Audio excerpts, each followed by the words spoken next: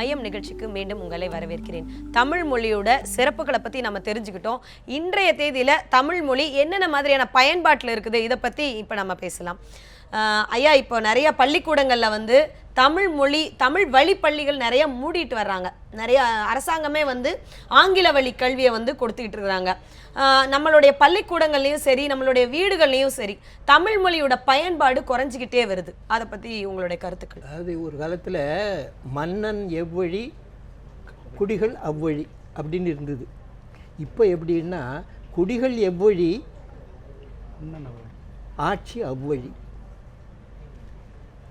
மக்கள்கள் தான் இன்னைக்கு மன்னர்கள். எல்லாரும் எந்நாட்டு மன்னர். ஏன்னா அவங்க தயவில் தான் இவங்க ஆட்சிக்கு வர்றாங்க. வாக்களிக்கணும். அவங்க இப்படி விரும்புகிறாங்க அப்படின்னு தெரிஞ்சால் அதுக்கு தகுந்த மாதிரி இவங்க மாற்றுறாங்க.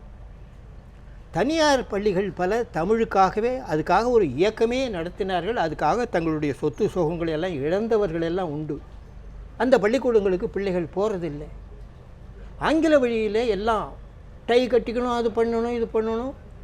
கோவணம் கட்டுறதுக்கு வழி இல்லாத வீட்டில் கூட டை கட்டிக்கிட்டு புள்ள பள்ளிக்கூடத்துக்கு போகணும்னு ஆசைப்படுறாங்க. அப்போ அந்த பள்ளிக்கூடங்களுக்கு சம்பளம் எவ்வளவு வேணாலும் கொடுக்குறாங்க. எவ்வளவு கேட்டாலும் கொடுக்க தயார். இங்கே இலவசமாக நாங்கள் துணி கொடுக்குறோம், புத்தகம் கொடுக்குறோம், சாப்பாடு போடுறோம், அனுப்புங்க உங்கள் பிள்ளைகளை. தேர்ச்சி பெற்ற இந்த மாதிரி பள்ளிக்கூடங்களில் இருக்கிற ஆசிரியர்கள் தான் மிக சிறந்தவர்கள். ஆங்கில பள்ளிக்கூடங்களில் இருக்கிற ஆசிரியர்களில் பல பேருடைய திறமையை ஆராய வேண்டும். அப்படி தான் இருக்குது. இதுக்கு என்ன காரணம் அப்படின்னு நான் எண்ணி பார்த்தேன். இப்போ இந்த நிகழ்ச்சியெல்லாம் பார்த்துக்கிட்டு இருக்கிற பொழுதே தமிழர்களுக்கு பொதுவாகவே பிறவற்றில் நாட்டம் உண்டு.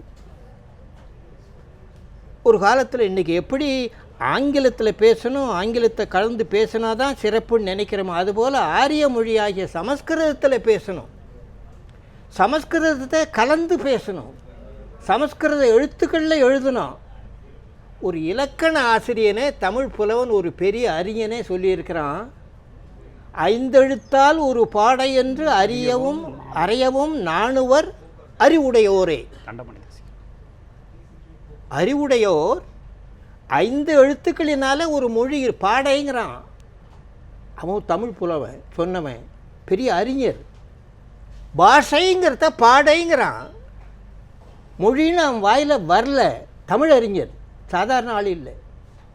5 எழுத்துன்னு ஏன் சொன்னான்?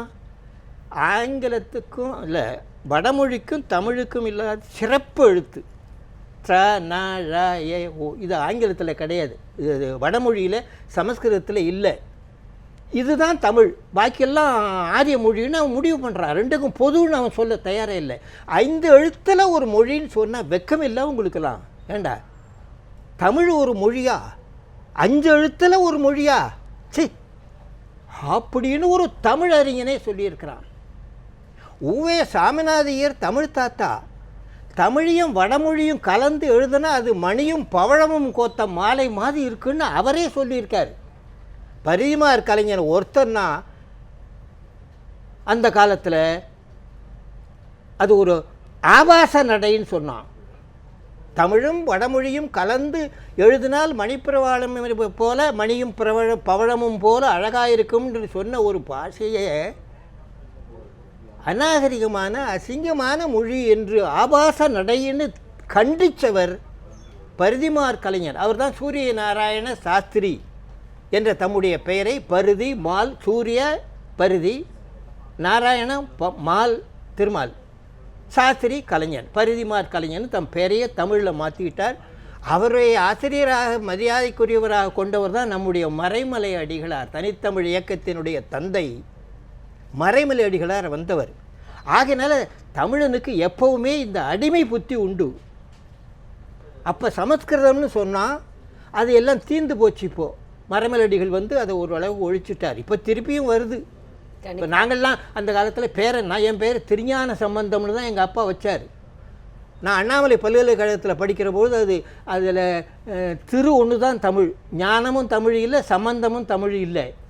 அவர் தமிழில் மாற்றிக்கணும்னு சொல்லி நன்னன் என்ற பெயரை மாற்றி அது அரசாங்க அனுமதியை பெற்று கெசட்டில் வெளியிட்டு என் பட்டங்கள்லாம் மாற்றி எல்லாம் பண்ணவனா.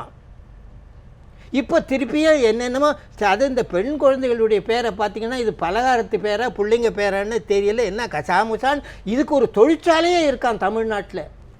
தமிழ் பேரை ஒழிச்சா வேறு மொழியில் பேர் வைக்கிறதுக்குன்னு பொழப்பு நடத்துகிற ஆட்களை இங்கே வந்து விட்டார்கள். ஒரு குழந்தை பேர் கூட தமிழில் இப்போ இல்லை. நூற்றுக்கணக்கான ஆண்டுகள் பாடுபட்டு மரமலேடிகளும் பாவாணர் அவர்களும் பெருஞ்சித்திரனார் போன்றவர்களும் இன்னும் நூற்றுக்கணக்கான தமிழ் தொண்டர்கள் பாடுபட்டு தமிழுக்கு கொண்டு வந்தார்களே. குயவனுக்கு பல நாள் வேலை, தடிகாரனுக்கு ஒரு நிமிட வேலை. ஒரு நொடியில் அடிப்பானையில் அடித்தான்னா எல்லாம் தட தட உடஞ்சி நொறுங்கி போயிடும். அந்த மாதிரி முழுக்க இப்போ பிறமொழியாக ஆகிவிட்டது. எங்கே போய் சொல்லுவது? இப்போ வீடுகளில் தமிழ் மொழி வந்துட்டு தமிழ்லேயே பெயர்கள் இல்லாதனாலே பெரிய பிரச்சனை இருக்கிறத பற்றி ஐயா சொன்னாங்க. இப்போ பள்ளிக்கூடங்களில் வந்து குழந்தைங்க வந்து ஆங்கிலத்தில் கற்றுக்குறாங்க. அப்போது ஒரு மொழின்னு ஆங்கிலத்தை நம்ம நினச்சிக்கிட்டா கூட ஆங்கில வழியிலேயே படிக்கிறனால ஒரு தமிழ் தான் எனக்கு தாய்மொழி, ஆனால் நான் ஆங்கில மொழியில் ஒரு பாடத்தை நான் படிக்கிறேன் அப்படிங்கும்போது என்ன சிரமம் இருக்கும் அதில்? இது ரொம்ப ஒரு முக்கியமான பிரச்சனை. அதாவது வந்து பார்த்திங்கன்னா, நான் அண்ணா பல்கலைக்கழகத்தில் கிண்டி பொறியியல் கல்லூரியில் படித்தேன். எங்களுடைய ஆசிரியர் ஒருத்தர் வந்து ரொம்ப சிறப்பான அறிவுள்ள ஒருவர். அவர் நடத்துகிற பொழுது வந்து பார்த்திங்கன்னா முழுக்க ஆங்கிலத்தில் நடத்துவார். அவர் நடத்துறது அவர் என்ன சொல்ல வராருன்னு அவருக்கும் புரியாது, எங்களுக்கும் புரியாது. ஆனால் வந்து கிளம்பி போய் அவரை போய் தனியாக ஒருத்தர் பார்த்தாங்கன்னா அப்போ அவர்கிட்ட தமிழில் கேட்டால் அவ்வளோ சிறப்பாக சொல்லுவார். நம்ம திருப்பி சொல்கிறது ஒரு தொழில்நுட்ப விஷயங்களையோ இல்லை மற்ற விஷயங்களையோ அதனுடைய கருத்து சாரத்தை ஆங்கிலத்தில் படித்து தெரிஞ்சுக்கிறது தப்பு கிடையாது. ஆனால் இருக்கிற பிள்ளைகளுக்கு எப்படி போய் சேருங்கிற பொழுது அது வந்து நல்லா போய் சேரணும். அது வந்து தாய்மொழியில் சொல்கிற பொழுது பெரும்பாலும் புரியும். ஆனால் நம்ம என்ன நினைக்கிறோன்னா அதை ஆங்கிலத்தில் தவறுமா சொன்னால் கூட அப்போ தான் பெரிய ஆள், அவர் தான் புத்திசாலின்னு நினைக்கிறோம். நான் பிள்ளைகளுக்கு அப்படி சொல்கிறதுனால நிறைய பிள்ளைகளுக்கு புரியறதே கிடையாது. புரியாமல் நீங்கள் ஏன் வந்து பொறியியல் படித்த நிறைய பேருக்கு வந்து நாஸ்காம் சொல்கிற சர்வே அப்படிலாம் பார்த்தீங்கன்னா வேலைக்கு வாய்ப்பு இல்லாத, வேலைக்கு இந்த திறமை இல்லாத, அதுக்கு தகுதி இல்லாத ஆட்களாக இருக்காங்க. இதற்கு என்ன காரணம்னா அறிவியல் துறையோ கணக்குத்துறையோ இந்த பொறியியல் துறையில் வந்து புரிதல் தேவை. இந்த புரிதல் இல்லாத நம்ம இருக்கிறதுக்கு காரணம் வந்து தாய்மொழி கல்வியை நம்ம அழுத்தம் கொடுக்காது ஒரு முக்கியமான காரணம். நம்ம ஜப்பான் எடுத்துக்கிட்டாலும் சரி, சீன மொழியில் எடுத்துக்கிட்டாலும் சரி, அவங்களாம் தாய்மொழி கல்வியை குறைந்தபட்சம் 8வது வரையாவது கூட சேர்த்து வச்சிருக்கணும். தாய்மொழி நடத்துறது இருக்கணும். நாம் வந்து அதை பண்ணுறதே கிடையாது. நம்ம வகுப்பில் வந்து ஆங்கிலத்தில் பேசாத பிள்ளையை வந்து முட்டி போடுற அளவுக்கு நம்ம பனிஷ்மெண்ட்ஸ் கொடுக்குறோம். அப்படி இருக்கிற பொழுது இதை நம்ம நிவர்த்தி பண்ணுறது கொஞ்சம் கஷ்டம் தான். இன்னும் அதை செழுமையாக தெரிஞ்சுக்கணுங்கிறதுக்காக நம்மளுடைய மூளை வந்து யோசிக்குது. நம்மளுடைய ஆங்கிலத்தில் ஒரு பாடம் நம்மளுக்கு கொடுக்கப்படுது அப்படின்னா அதை முதல்ல டிரான்ஸ்லேட் பண்ணுது நம்மளுடைய மூளை இல்லைங்களா? முதல்ல ஆங்கிலத்திலிருந்து தமிழுக்கு எடுத்துட்டு திரும்பவும் அதை வந்து நம்ம ஆங்கிலத்தில் பதில் சொல்ல வேண்டிய நிலைமைக்கு நம்ம தள்ளுறப்போ நம்ம ரொம்ப கஷ்டப்படுறோமோ? ஆமாம், நாம் சாம்ஸ்கி அடிக்கடி சொல்வார், மொழியியல் அறிஞர்கள் நிறைய பேர் சொல்கிற விஷயம் அதுதான். உங்களுடைய தாய்மொழியில் ஒரு பிள்ளை சிந்திக்கிற பொழுதுனா அதனுடைய அந்த மூளையில் இருக்கிற அந்த பகுதிகள்லாம் சிறப்பாக அந்த மொழியியல் பிரிவு அது முதல்ல இயங்க ஆரம்பிச்சு நீங்கள் உங்கள் தாய்மொழியில் அவன் ஃப்ளூயண்ட் ஆகிட்டான், சரளமாக ஆகிட்டான் அப்படிங்கிற பட்சத்தில் வெவ்வேறு மொழிகளை கற்பது இன்னும் சுலபமாகும் அப்படிங்கிறாங்க. அதுதான் விஷயம். அதாவது பன்மொழியை கற்பது தவறுன்னு சொல்ல கிடையாது யாரும். உங்கள் தாய்மொழியில் ஒரு அடிப்படை நாங்கள் பலமாக கொடுக்குற பொழுது, ஏன்னா அதுவும் இலக்கண இலக்கியங்கள் இருக்குது, அதனுடைய வார்த்தை அமைப்பு, அதனுடைய கருத்துக்கள் நீங்கள் ஒழுங்காக சாரமாக வச்சு ஒரு பத்தி ஒழுங்காக எழுத அந்த பிள்ளைக்கு சொல்லித்தரோம்னா அதற்கு பிறகு நீங்கள் இன்னொரு மொழிக்கு போகிற பொழுது சிந்திப்பதாகட்டும் அதை மொழி மாற்றுவதாகட்டும் இன்னும் வேகமாக நடக்கும். அந்த சிரமம் அதிகமாகுது. ஏன்னா அடிப்படை நீங்கள் சரியாக தராமல் நீங்கள் அதே மாதிரி ஆங்கிலத்தை சொல்லித்தரதுக்கும் இங்கே நமக்கு ஒழுங்கான ஆசிரியர்கள் இருக்காங்கன்னா கிடையாது. ஐயா சொன்ன மாதிரி நம்ம தகுதி தேர்வு எதுவும் வச்சா கூட ஒரு 80% ஆசிரியர்கள் தோல்வி அடைகிறாங்க. அது எழுதும் பொழுதே தோல்வி அடைகிறாங்கன்னா பேச வச்சா இன்னமும் தோல்வி விகிதம் அதிகமாக இருக்கும். அப்போ சொல்லித்தரது இரண்டிலுமே தரமற்ற ஒரு போக்கை நம்ம உண்டாக்கிட்டோம் அப்படிங்கிறதான். கண்டிப்பாக சார்.